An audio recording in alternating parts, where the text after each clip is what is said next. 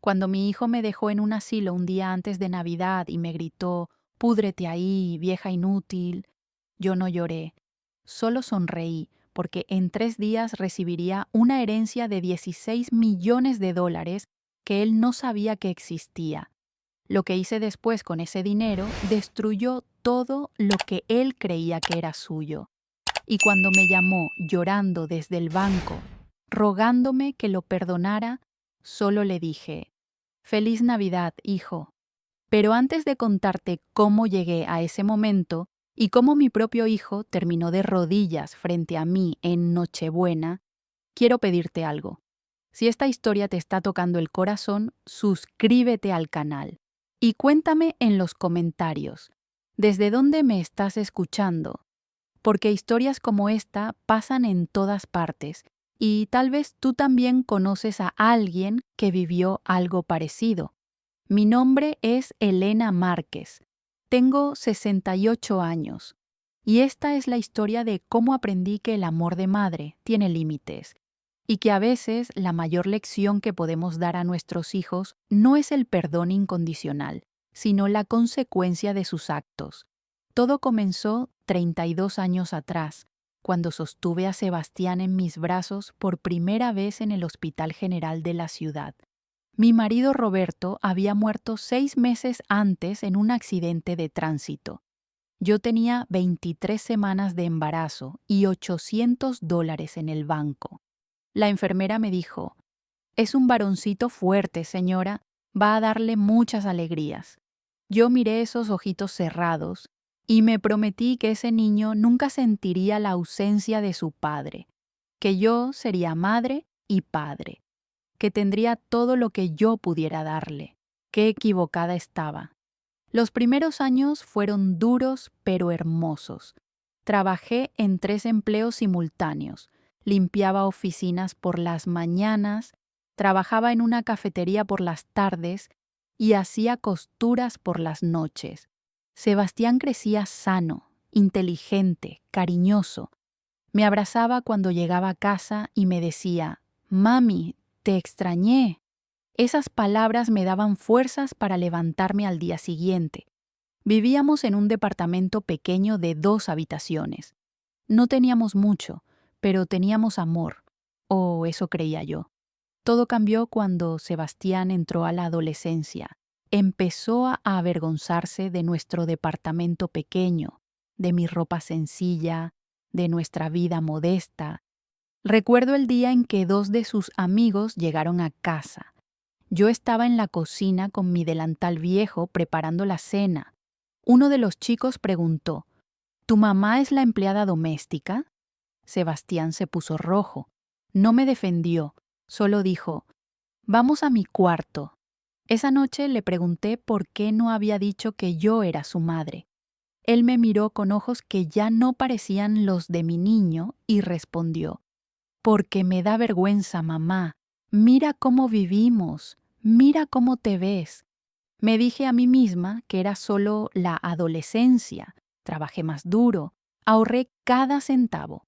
Cuando llegó el momento de la universidad, había reunido suficiente para pagar 2 años de su carrera de arquitectura. Él quería una mejor universidad, pero no podíamos pagarla.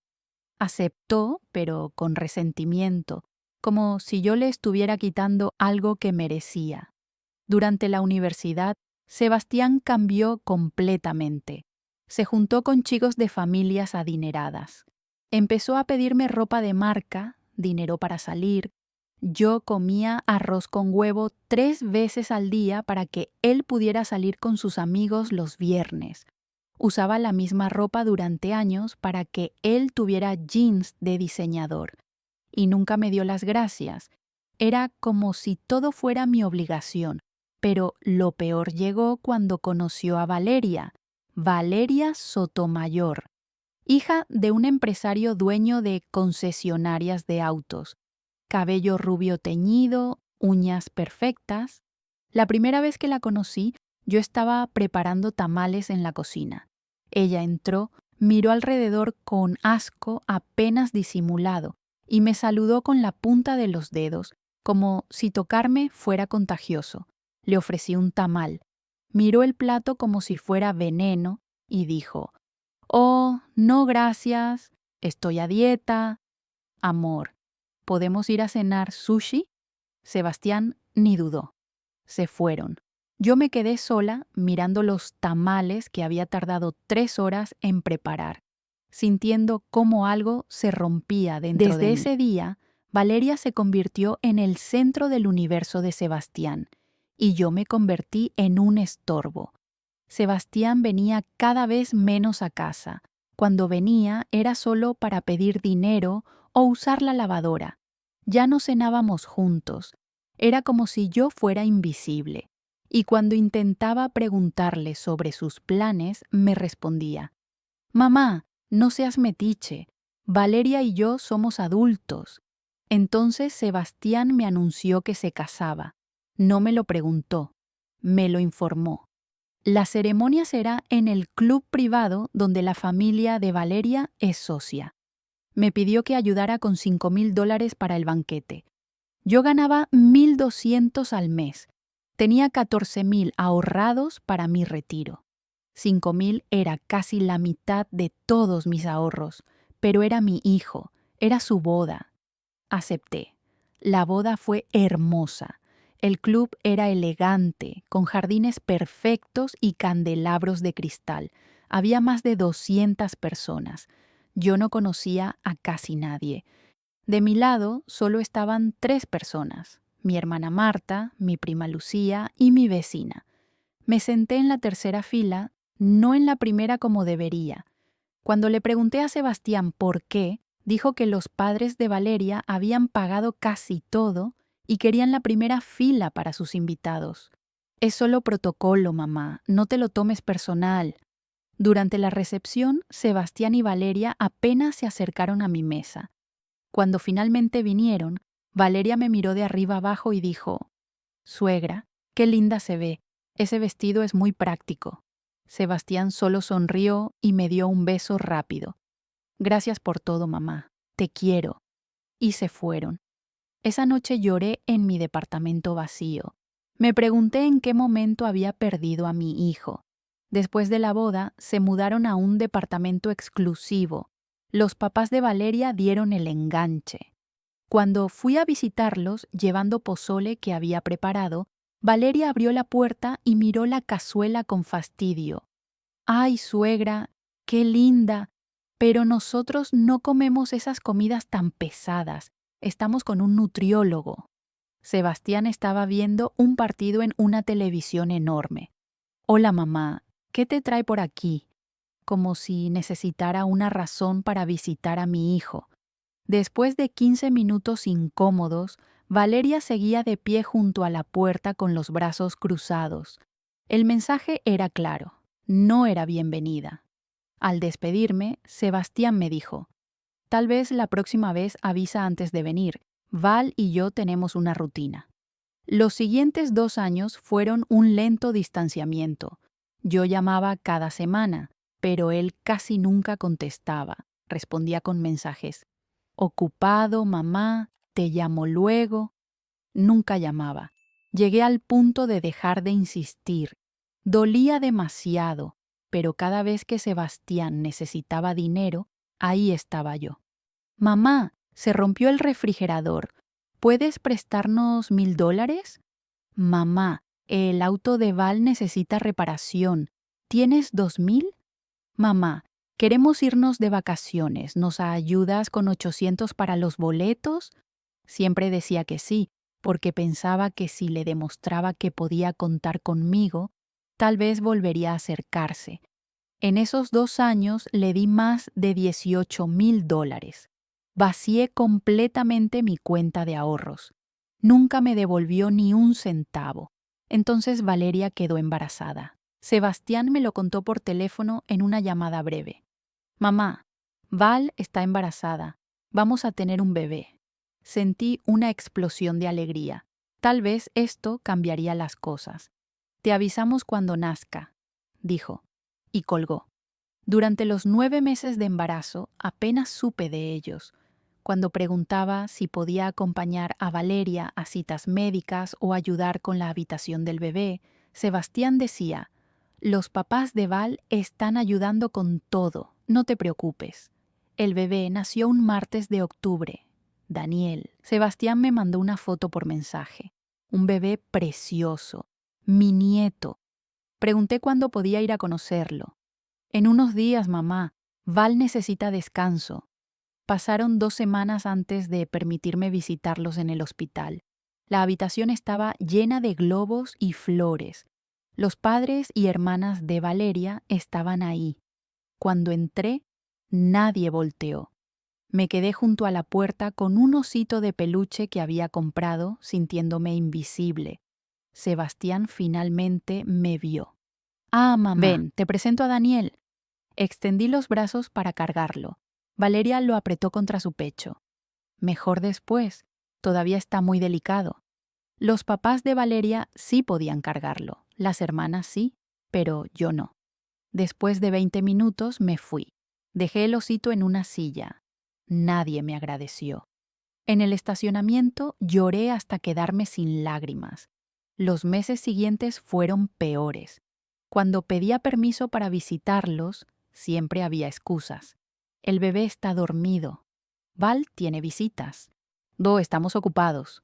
Un día fui sin avisar. Toqué el timbre 5 minutos. El auto de Sebastián estaba afuera, pero nadie abrió. Me quedé frente a esa puerta cerrada, sintiéndome como una mendiga. Daniel cumplió 6 meses. No fui invitada a la celebración. Me enteré por fotos en redes sociales. Una fiesta grande con decoración profesional. Los padres, hermanos y primos de Valeria estaban en las fotos. Yo no. Esa noche llamé a Sebastián llorando. «¿Por qué no me invitaste? Es mi nieto». «Mi único nieto». Hubo un silencio. Luego escuché a Valeria. «¿Es tu mamá otra vez? Dile que estás ocupado». Y Sebastián me dijo: «Mamá, no puedes aparecer cada vez que quieras y esperar que te incluyamos en todo. Val y yo tenemos nuestra propia familia ahora». «Pero yo soy tu familia», dije con voz quebrada. «Eras mi madre», respondió, y colgó. «Eras, tiempo pasado, como si yo hubiera dejado de existir». Caí en una depresión profunda. Mi hermana Marta me regañaba. «Elena, no puedes dejar que esto te destruya. Sebastián es un malagradecido, pero tú todavía tienes vida». Pero yo no sabía cómo ser feliz sin mi hijo. Él había sido mi razón de existir durante 30 años. Entonces llegó la llamada que cambió todo. Era un martes de noviembre. El teléfono sonó. Un número desconocido. Era el licenciado Fernández, de un bufete en la capital. Me llamaba por el testamento de mi tía Cecilia, la hermana menor de mi padre. Una mujer que se fue a Estados Unidos cuando yo era niña, hizo fortuna en bienes raíces, y a quien apenas vi un puñado de veces. La última vez fue en el funeral de mi padre, hace 15 años. Me dijo: «Eres una mujer fuerte, Elena. Tu padre estaría orgulloso». El licenciado me informó que tía Cecilia había fallecido en Miami y que yo era su única heredera. La cantidad me dejó sin aliento. $16 millones. «Tiene que ser un error», dije con voz temblorosa. «No es un error, señora Márquez. Su tía dejó una carta». Elena fue la única que me trató con respeto. Fue la única que me envió tarjetas en Navidad. Sé que tuvo una vida difícil, que crió sola a su hijo con dignidad. Quiero que estos últimos años sean diferentes. Quiero que finalmente se ponga a sí misma en primer lugar. Me quedé sentada, intentando procesar. $16 millones. Yo, que había vivido contando centavos, que dormía en un colchón viejo y comía frijoles para ahorrar, ahora era millonaria. El proceso tomaría 3 días. Era martes. Para el viernes, el dinero estaría en mi cuenta. Después de colgar, me quedé en la oscuridad durante horas, y algo oscuro creció en mi pecho. la oportunidad de decir no a Sebastián. Tomé una decisión. No le diría sobre la herencia. Primero, quería ver si se acercaba por amor, no por dinero. Pero la respuesta llegó más pronto de lo que esperaba, y de la manera más cruel. Al día siguiente, miércoles, Sebastián llamó. «Mamá, necesito hablar contigo. ¿Puedes venir esta noche?» Tipo 7. Su voz era seria. Pensé que tal vez quería pedir perdón. «Claro, hijo, ahí estaré». Cuando llegué, Sebastián me hizo pasar sin abrazo ni beso. Valeria estaba en el sofá con Daniel. «Siéntate». Sebastián se sentó junto a Valeria y respiró hondo. «Mamá, Val y yo tomamos una decisión importante. Hemos estado hablando sobre nuestra familia, nuestro futuro, y necesitamos espacio, necesitamos establecer límites». «¿Límites?», repetí. «Sí, sentimos que has sido muy invasiva, que llamas demasiado, que preguntas demasiado, y eso está afectando nuestra relación como pareja». Me sentía bofeteada. «Invasiva. Sebastián, apenas te veo. Hace meses que no me dejas ver a Daniel». Valeria intervino con voz dulce y venenosa. «Suegra, el problema no es la cantidad, sino la calidad. Cuando está aquí, se nota que está necesitada, como si quisiera que llenáramos un vacío en su vida. Sebastián y yo creemos que necesita construir su propia vida en lugar de depender emocionalmente de nosotros. Depender emocionalmente. Soy tu suegra. Es natural que quiera ser parte de sus vidas». Sebastián continuó.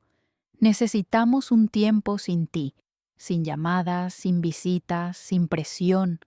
«¿Cuánto tiempo?». Se encogió de hombros. «No lo sabemos. Tal vez meses, tal vez más. Y la Navidad está a 1 mes y medio». Valeria y Sebastián intercambiaron miradas. «Este año vamos a pasar la Navidad con la familia de Valeria. Solo familia cercana». «Yo soy familia cercana», dije elevando la voz. «Soy tu madre. Te crié sola. Sacrifiqué toda mi vida por ti».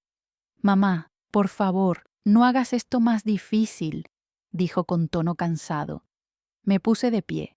Las lágrimas corrían por mi rostro. «Ya no te reconozco, Sebastián». Me dirigí a la puerta.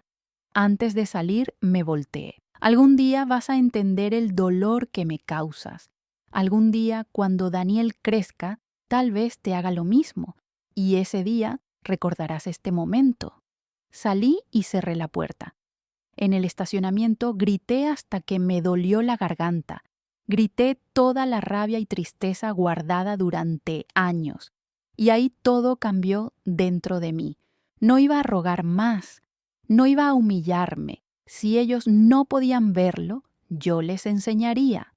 Al día siguiente, jueves, el licenciado Fernández confirmó que el viernes los 16 millones estarían en mi cuenta. También me informó que tía Cecilia había dejado una casa en la costa. Podía venderla o quedármela. Esa noche no dormí. Estaba haciendo planes. El viernes fui al banco a primera hora. El gerente me recibió personalmente y me ayudó a organizar todo. Abrí cuentas de inversión, contraté un asesor financiero, también hice algo más. Durante los últimos 3 años, Sebastián había estado usando tarjetas de crédito adicionales de mi cuenta. Yo se las había dado en la universidad para emergencias.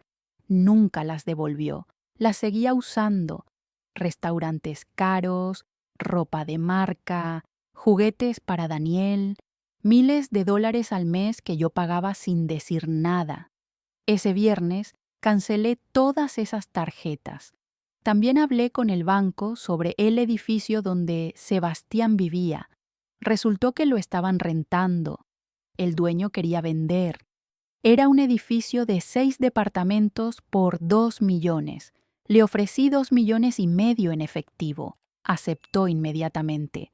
En 2 semanas yo sería la dueña del edificio donde mi hijo vivía. Y él no lo sabía.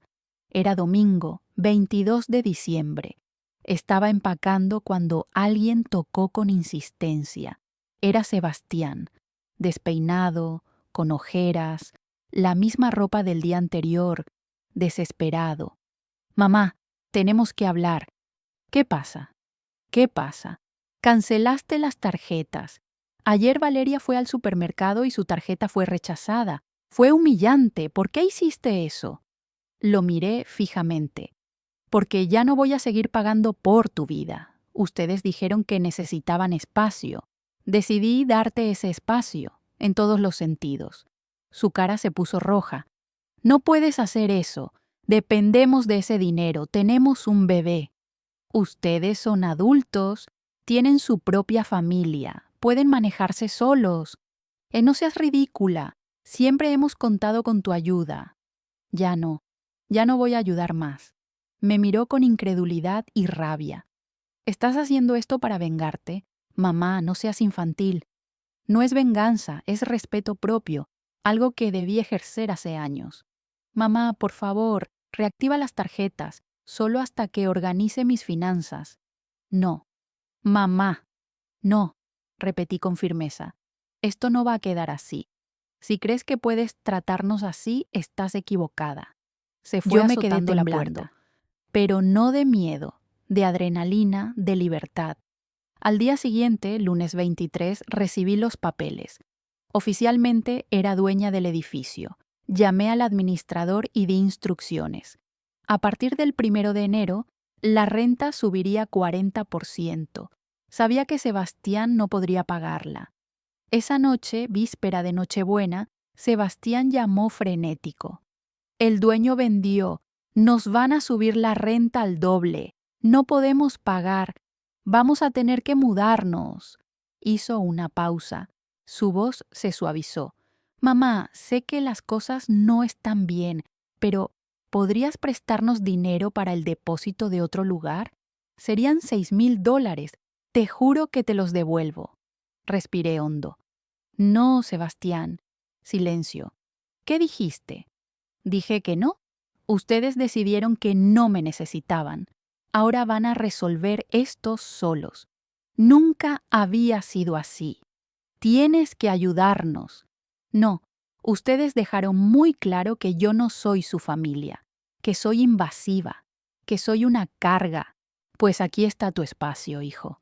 Todo el espacio que quieras. No puedo creer que hagas esto en Navidad. ¿Qué clase de madre eres? Esas palabras me atravesaron, pero me hicieron más fuerte. Soy la clase de madre que te dio todo durante 30 años, que trabajó 3 empleos para que comieras, que vació sus ahorros para tu universidad y tu boda, y que finalmente aprendió que el amor no es unilateral. Feliz Navidad, Sebastián. Y colgué. Mi teléfono comenzó a sonar inmediatamente. Me senté Lo en mi apagué. sofá y lloré. Lloré por el hijo que había perdido, por los años desperdiciados, pero también lloré de alivio. Por primera vez en décadas yo estaba en control de mi vida. A la mañana siguiente, 24 de diciembre, Nochebuena, me desperté con tristeza y paz. Era mi primera Navidad sola, pero era mi elección. Decidí pasar el día empacando. Había contratado una mudanza para el 27. En 3 días dejaría esta ciudad, me iría a la casa de la playa, empezaría de nuevo. Estaba empacando fotos de Sebastián niño cuando alguien tocó con fuerza. Miré por la mirilla. Sebastián, con 2 maletas. Abrí. ¿Qué haces aquí? Entró empujándome.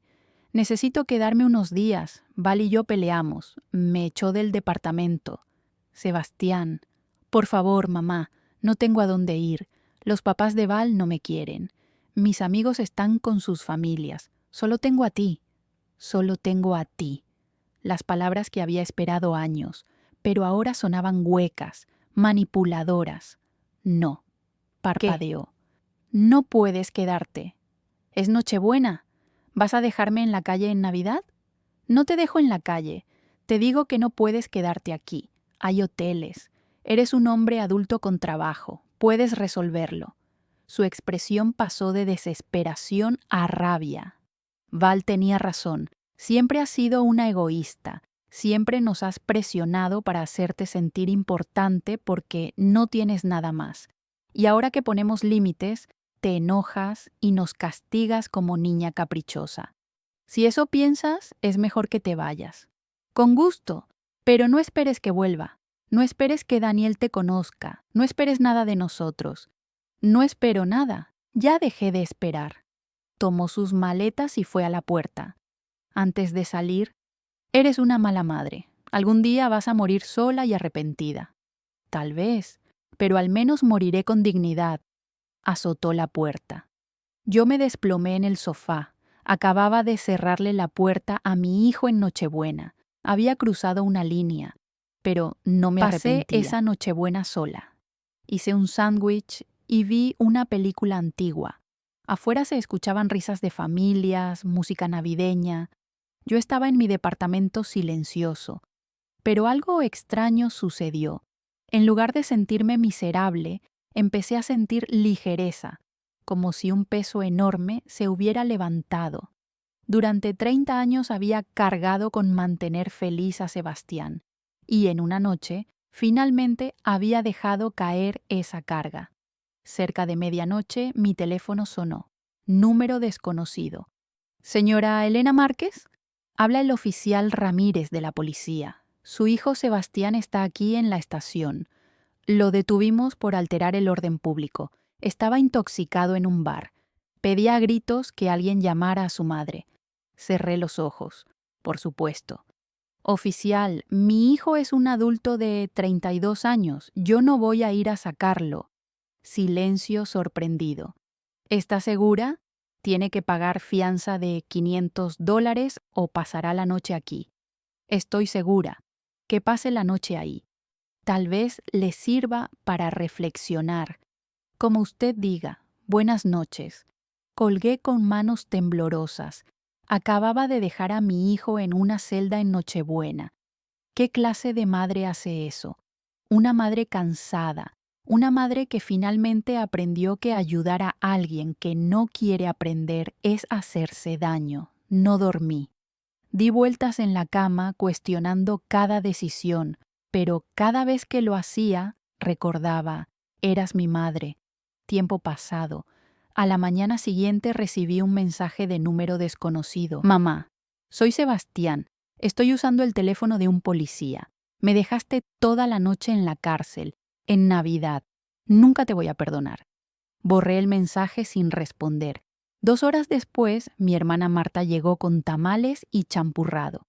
Nadie debería pasar Navidad sola. Le conté todo: la herencia, las tarjetas, el edificio. Sebastián en la cárcel esperaba que me juzgara, pero me abrazó. Ya era hora ¿de qué? De que te defendieras. Elena, te he visto durante años sacrificarte por ese niño malagradecido, privarte de todo, angustiarte, llorar, y él nunca te ha valorado. Lo que hiciste no fue crueldad, fue justicia. Lloré en sus brazos, y por primera vez no fueron lágrimas de dolor, fueron de liberación. Marta se quedó todo el día. Comimos, reímos, recordamos. Fue una Navidad simple, pero fue mía. Los siguientes 2 días empaqué y preparé la mudanza. No supe nada de Sebastián. El día 27, los de la mudanza cargaron toda mi vida en cajas. Hice un último recorrido por el departamento donde había criado a Sebastián, donde habíamos sido felices. Cerré la puerta y me fui. El viaje a la costa tomó 3 horas. La casa era pequeña pero hermosa. Paredes blancas, ventanas enormes al océano. Una terraza de madera donde escuchar las olas. Era perfecta, era paz. Esa noche, mi primera en la nueva casa, me senté en la terraza con vino observando el atardecer. El cielo se pintó de naranjas y rosas, y por primera vez en 30 años me sentí en paz, pero la paz no duraría, porque Sebastián estaba por descubrir algo que cambiaría todo. Era el 2 de enero cuando mi teléfono sonó. Señora Márquez, habla Ana Martínez del Banco Nacional. La llamo porque su hijo vino muy alterado preguntando sobre usted. específicamente sobre la transacción de $16 millones. Él afirma ser su hijo y está exigiendo información. Mi corazón latió rápido. ¿Le dieron información? Por supuesto que no. Sus cuentas son privadas. Pero fue muy insistente. Amenazó con demandar. Tuvimos que pedirle que se retirara. Quiero poner una nota de alerta. Nadie, absolutamente nadie, excepto yo, puede acceder a información de mis cuentas. Ni siquiera mi hijo. Entendido. Colgué temblando. Sebastián había descubierto el dinero. Sabía lo que venía. Esa tarde mi teléfono explotó con mensajes. Mamá, llámame ahora. ¿Es cierto que tienes 16 millones? ¿Y nos dejaste sufrir mientras tienes esa fortuna?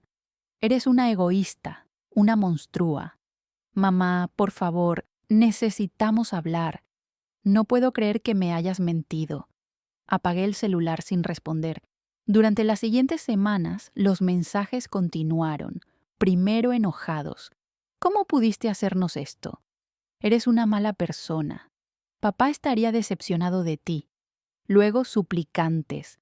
Mamá, Daniel te extraña. Val y yo nos dimos cuenta de que fuimos duros. Queremos que vuelvas a nuestras vidas. Te necesito. Pero yo ya había escuchado esas palabras. Ya no me afectaban. Pasó un mes, luego 2. Yo había empezado una nueva vida.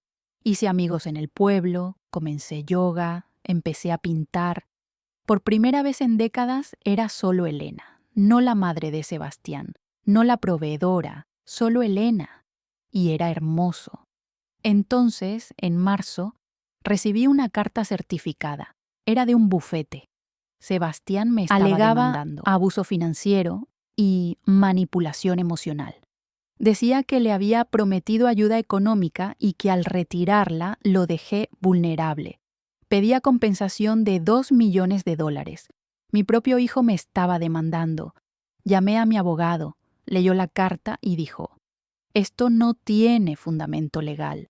Usted no tiene obligación de mantener a su hijo adulto. Cerrar cuentas a su nombre no constituye abuso. Será desestimado rápidamente. Pero me está demandando.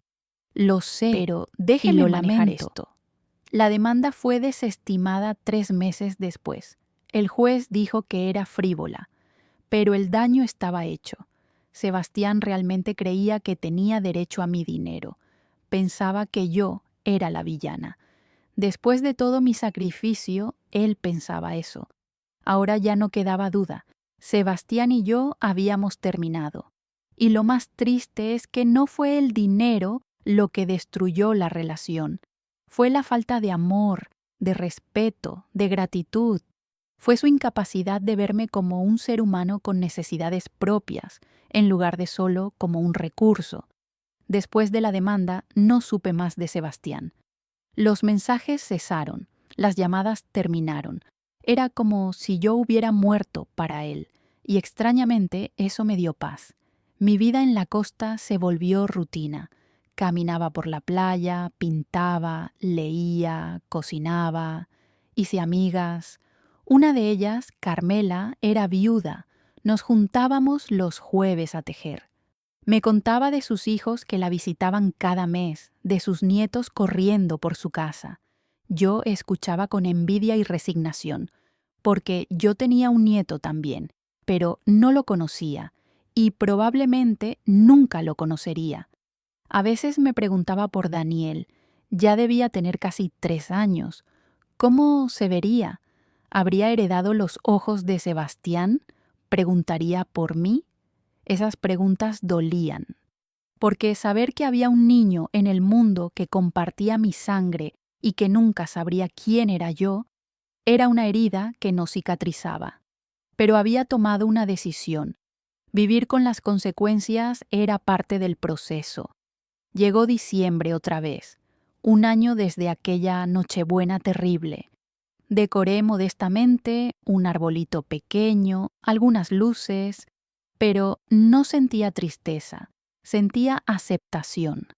La víspera de Navidad preparé una cena especial para mí. Pozole, tamales, arroz con leche. Brindé sola con vino, mirando el océano. Por mí, por sobrevivir, por ser fuerte, por elegirme por primera vez. Y en ese momento sentí algo que no había sentido en mucho tiempo. Orgullo. Orgullo de la mujer que me había convertido, de la fortaleza que había encontrado, porque sí, había perdido a mi hijo, pero me había encontrado a mí misma. Estaba limpiando cuando alguien tocó la puerta, 11:15 de la noche. ¿Quién podría ser en Nochebuena? Miré por la mirilla. Mi corazón se detuvo. Era Sebastián. Estaba parado en mi porche con las manos en los bolsillos, cabeza gacha. Se veía demacrado, más delgado, con canas que no debería tener a los 33. Llevaba una chamarra vieja. Abrí lentamente. Sebastián levantó la mirada. Ojos rojos, hinchados. Había llorado. Hola, mamá. Nos quedamos mirándonos. Finalmente pregunté, ¿cómo me encontraste? Le pregunté a tía Marta, ¿puedo pasar? Dudé. Cada fibra me gritaba que cerrara la puerta, pero había algo en sus ojos. Algo roto, algo que me recordaba al niño que alguna vez fue. Pasa. Entró lentamente mirando alrededor. Es linda. Tía Cecilia tenía buen gusto. Siéntate. Se sentó en el borde del sofá, nervioso. Yo me senté frente a él. Esperé. Si había venido en Nochebuena después de un año de silencio, él tendría que hablar primero. Pasaron minutos en silencio. Finalmente empezó. Valeria me dejó. Sentí una punzada, pero no dije nada. Se fue hace 3 meses, se llevó a Daniel. Ni siquiera Vive me deja con sus verlo. Papás. Su voz se quebró. Dice que soy un fracaso, que no puedo mantenerlos, que se merece algo mejor. Lo siento. Tuve que dejar el departamento. No podía pagar la renta nueva. Estuve con un amigo, pero las cosas se pusieron difíciles. Ahora rento un cuartito en una casa compartida. No tiene cocina propia. Comparto baño con 3 personas. Es horrible, mamá. Pensé que tenía todo bajo control. Lo miré fijamente. ¿Por qué estás aquí? Bajó la mirada. Porque no tengo a nadie más. Esa no es una respuesta. La última vez que nos vimos, me demandaste. Intentaste quitarme 2 millones. Me llamaste egoísta, monstrua, mala madre. Y ahora estás aquí diciéndome que no tienes a nadie. Te lo pregunto de nuevo. ¿Por qué estás aquí? Cerró los ojos. Una lágrima rodó, porque me di cuenta de que tenías razón. ¿Razón en qué? En todo. Abrió los ojos y me miró. Fui un hijo terrible. Te traté como basura. Te usé. Porque estaba avergonzado. ¿Avergonzado de qué? De ti, de nuestra pobreza, de nuestra vida simple. Se limpió las lágrimas. Cuando era adolescente, veía a los papás de mis amigos con sus casas grandes y autos lujosos, y llegaba a nuestro departamento pequeño, y te veía con tu delantal viejo y me avergonzaba. En lugar de valorar todo lo que sacrificabas, solo veía lo que no teníamos, y te culpaba. Sus palabras me atravesaron. Era lo que siempre sospeché, pero que él nunca admitió. Cuando conocí a Val, pensé que finalmente tendría la vida que merecía. Una esposa hermosa de familia rica, un departamento bonito, un estilo de vida cómodo. Y para encajar en ese mundo, tuve que esconderte, pretender que no existías, porque eras un recordatorio de lo que yo había sido, y no quería eso. Así que me borraste de tu vida. Sí, pensé que estaba bien, pero cuando Val me dejó, cuando me quedé solo en ese cuarto horrible, todo lo que podía pensar era en ti. En cómo te sentiste todos esos años cuando estábamos solos y sin dinero, cómo nunca te quejaste, cómo siempre encontraste la manera de que comiera, tuviera ropa, fuera a la escuela, y me di cuenta de que yo no tenía ni una fracción de tu fortaleza. Yo estaba llorando. Cuando me enteré del dinero, me llené de rabia. Pensé, ¿cómo pudo tener eso y dejarme sufrir? Pero luego me di cuenta de que Tú no me dejaste sufrir. Yo me puse en esa situación. Porque si te hubiera tratado con amor y respeto, probablemente habrías compartido ese dinero. Pero yo había quemado todos los puentes y cuando intenté demandarte, se cubrió la cara. Dios, mamá, toqué fondo. Estaba intentando robarle a la única persona que siempre me había dado todo sin esperar nada. Se quedó llorando en silencio. Una parte de mí quería correr a abrazarlo. Esa era la madre que siempre fui. Pero otra parte, la que había aprendido a protegerse, me decía: ten cuidado, las palabras son fáciles, las acciones cuentan. ¿Por qué me dices esto ahora? ¿Necesitas dinero? ¿Un lugar donde quedarte? Negó vigorosamente. No, te lo juro, no. Se levantó y sacó un sobre arrugado. Esto es para ti. Abrí el sobre con manos temblorosas. Un cheque por $800. No era mucho, pero sabiendo su situación, probablemente era todo lo que tenía. Es parte de todo el dinero que te debo. Sé que no es ni una fracción de los casi 20,000, pero es un comienzo. Y te prometo que cada mes te daré algo más hasta pagarte todo. Miré el cheque, luego a mi hijo. Sebastián, no quiero tu dinero, mamá. No vine por eso. Vine porque es Nochebuena. Y el año pasado pasé esta noche en una celda, odiándote. Pero este año quería pasarla diferente. Quería pasarla pidiéndote perdón. Aunque no me lo des, aunque me eches, al menos quería que supieras que me di cuenta, que finalmente entendí todo lo que hiciste y que lamento con todo mi corazón haberte tratado tan mal. Las lágrimas corrían libremente. 33 años esperando estas palabras, y ahora que finalmente las escuchaba, no sabía qué hacer con ellas. No sé si puedo perdonarte. Me hiciste mucho daño. Me rompiste el corazón una y otra vez. Lo sé, y no espero que me perdones ahora. Tal vez nunca lo hagas, y lo entendería, pero quería que supieras que estoy trabajando en ser mejor. Voy a terapia. Estoy tratando de entender por qué lastimé a la persona que más me amaba. Y algún día, tal vez, si trabajo muy duro, pueda volver a ser alguien de quien estés orgullosa. Se dio vuelta para irse, pero antes de que llegara a la puerta. Quédate. Se detuvo, volteó. ¿Qué? ¿Que te quedes? Para la cena. Es Nochebuena y a pesar de todo, sigue siendo mi hijo. Sebastián cayó de rodillas y lloró como no lo había visto llorar desde niño. Y yo, finalmente, dejé que la madre que todavía vivía dentro saliera. Me levanté, caminé hacia él y lo abracé. Lo abracé mientras lloraba, mientras pedía perdón una y otra vez, porque a pesar del dolor, a pesar de los años de maltrato, a pesar de todo, él era mi hijo. Y una parte de mí siempre lo amaría. Pero esto no significaba que todo estaba arreglado. No significaba que volveríamos a ser como antes, porque el antes estaba roto. Si íbamos a tener una relación, tendría que ser una nueva, basada en respeto mutuo, en límites saludables, en honestidad. Y eso tomaría tiempo, mucho tiempo. Esa noche cenamos juntos en mi pequeña mesa, compartimos pozole y tamales. Hablamos, realmente hablamos, por primera vez en años. Sebastián me contó sobre su terapia, sobre cómo estaba reconstruyendo su vida, sobre su lucha por obtener derechos de visita con Daniel. Yo le conté sobre mi nueva vida, sobre pintura, sobre las amigas que había hecho. Era extraño, incómodo, pero también real, más real que cualquier conversación en la última década. Cuando terminamos, era casi la 1. Deberías dormir aquí, es tarde para que manejes. ¿Estás segura? Tengo un cuarto de huéspedes. Esa noche, después de que se fue a dormir, me senté en mi terraza mirando el océano. La luna iluminaba el agua, creando un camino plateado que parecía extenderse al infinito.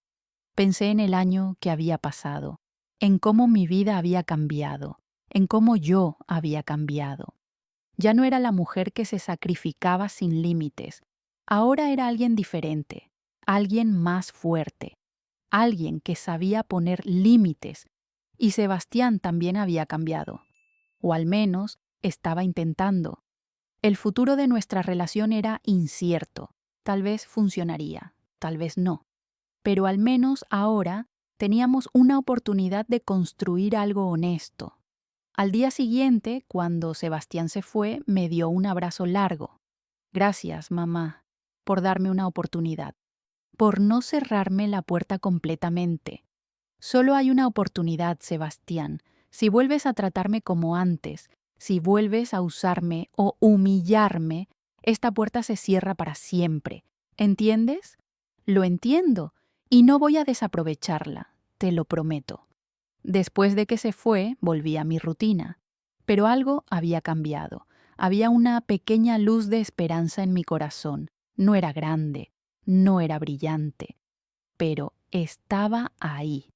Los meses siguientes fueron un proceso lento de reconstrucción.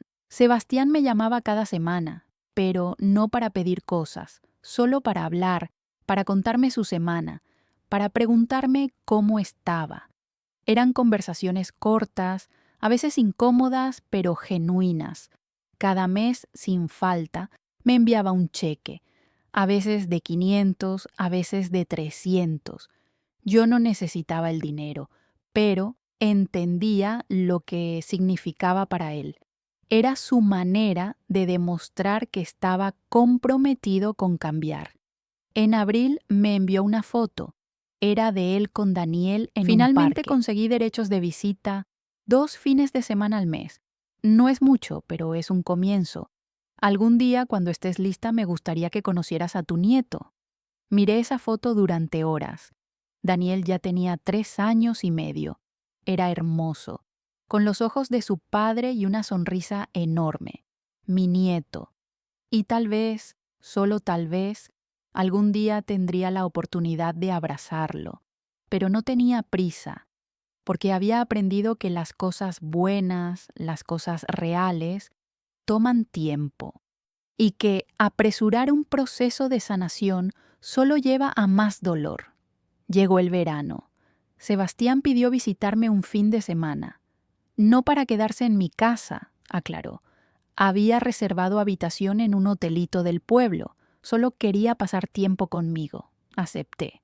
Ese fin de semana caminamos por la playa, comimos en restaurantes locales, hablamos de todo y de nada.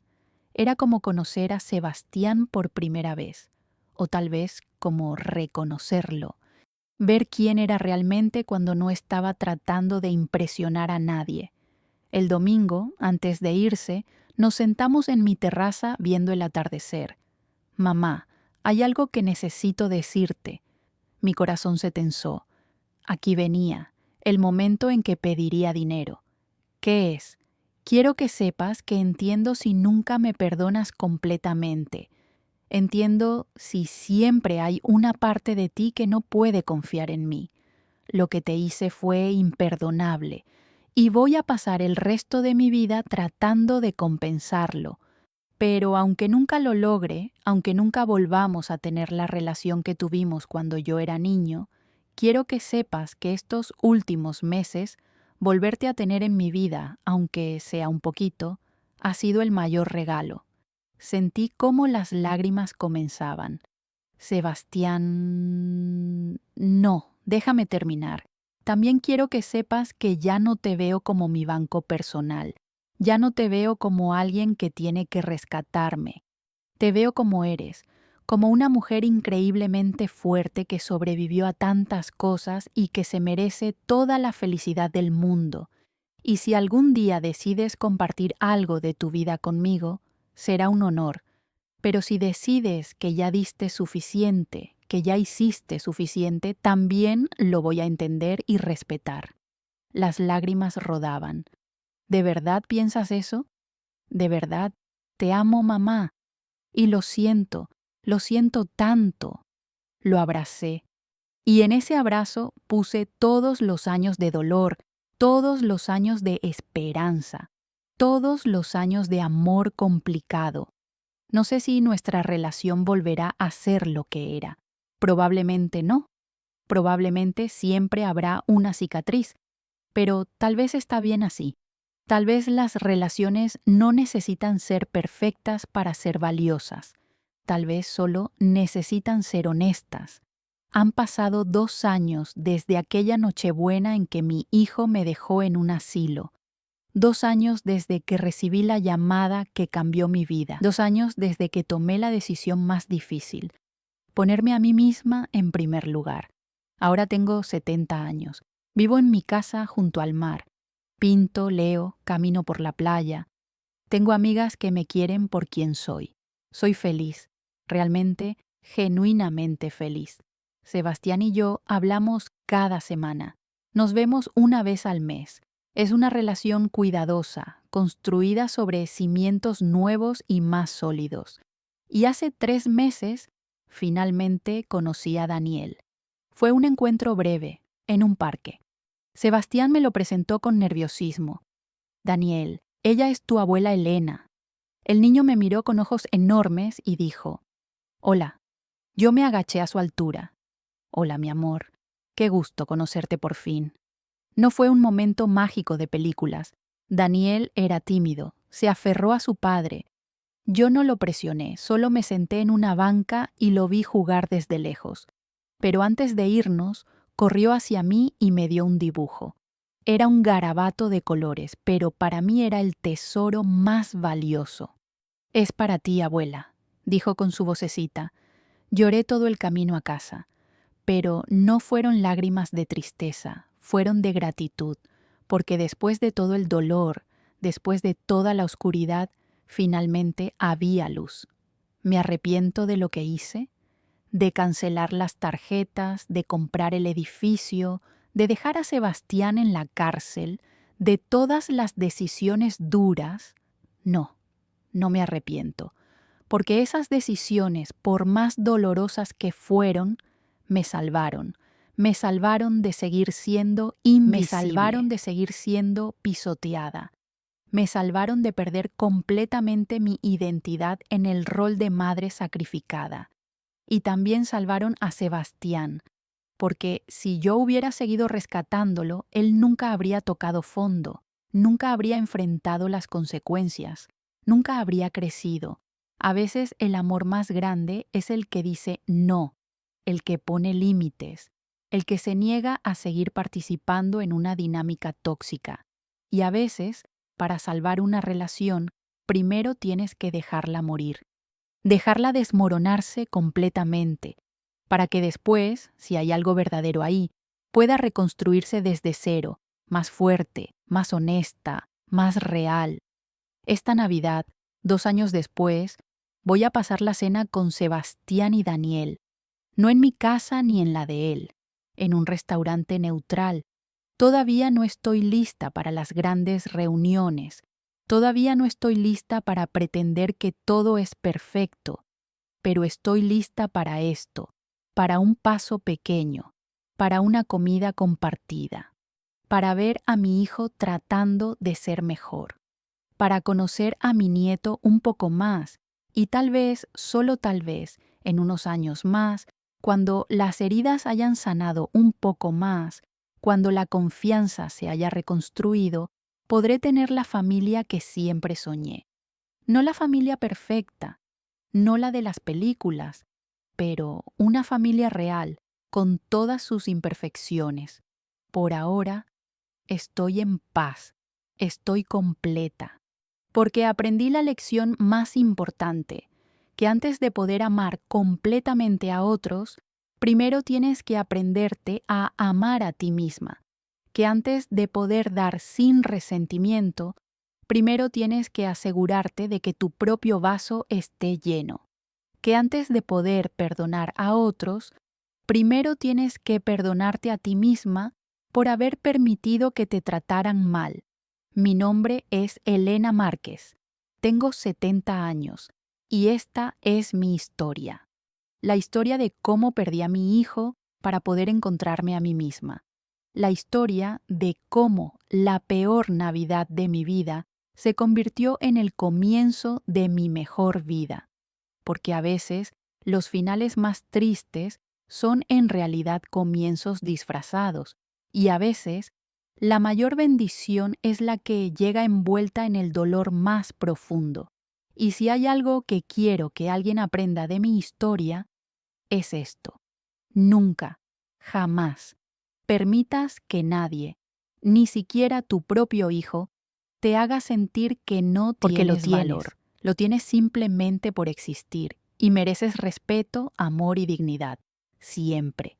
Y si llega el momento en que tengas que elegir entre mantener la paz y mantener tu dignidad, elige la dignidad, cada vez, aunque duela, aunque te cueste relaciones, aunque el mundo te diga que estás siendo egoísta, porque al final del día, la única persona con la que tienes que vivir para siempre es contigo misma.